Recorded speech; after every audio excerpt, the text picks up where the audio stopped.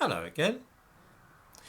I want to explain why I believe that the distortion of history which we are seeing in Britain since the turn of the century is a bad thing, particularly for young black people. This is rather a complex topic, and so I shall have to tackle it in two parts. This first bit is simply to point out two things which I think we would all agree about, which will make a pleasant change. I can't imagine that anybody is going to dispute what I'm going to say in this video. The first point is one which I made the other day, and this is that our ideas about the past are more often taken from fiction than they are from primary sources or even books about history. This is inevitable. For people of my age, the musical Oliver, or perhaps a novel, Great Expectations, will give us our ideas about Victorian London. This is my view of England in the 19th century. It's drawn from Dickens, both from his books and from the television adaptations and films. Of course, I am familiar with Mayhew, who chronicled real life on the streets of London at that time, but the images from Henry Mayhew's London Labour and the London Poor are not nearly as memorable as those of the Artful Dodger and Fagin. We do this a lot without even noticing it. That is to say, pick up images from fictional representations of the past and then file them away in our memory as what life was like in, say, Victorian times, the Middle Ages, or during the Roman occupation. Now, as it happens, watching a television series or film made of a novel by Jane Austen or Charles Dickens gives us some idea about the real nature of life at that time.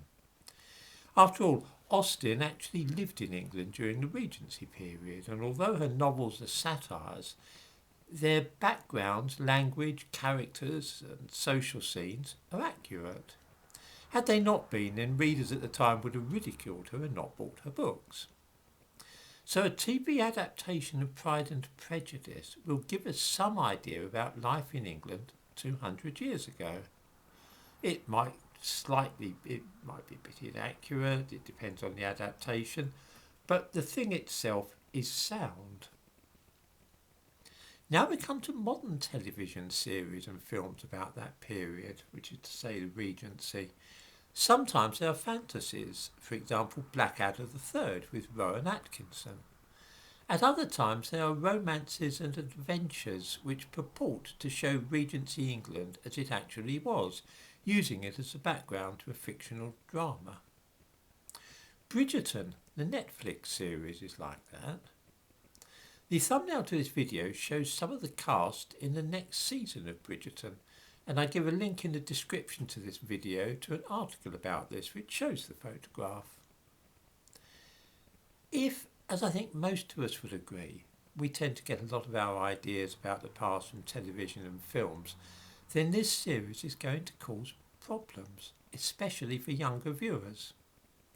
They might not be able to distinguish between the fairly authentic picture painted by Jane Austen of that period and the wholly imaginary one painted by the producers of Bridgerton. This drama is played straight. It's not obviously a fantasy, and those watching it might honestly be persuaded that half the fashionable people in Regency society, including the Queen of England, were in fact black.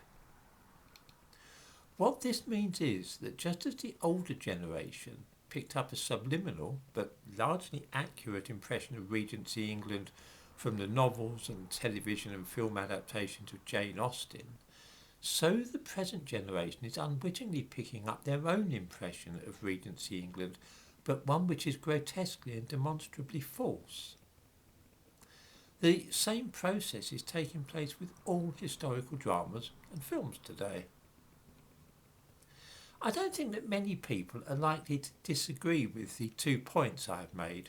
First, that we pick up our ideas about the past largely from fictional sources rather than non-fiction, and also that most modern historical dramas portray a very strange and unrealistic world in which England has always been the home of large numbers of black people. This idea is backed up by the fact that this particular false image is also conveyed by schools as well, and even now in a lot of supposedly non-fiction books. Assuming that viewers do agree with these 2 points, then the obvious question to ask is, does it matter? Is it important whether or not young people grow up thinking that England has always been a multiracial society, or is this a trivial point not worth investigating? I think that the people most harmed by this process are young black people themselves, and I shall explain why tomorrow.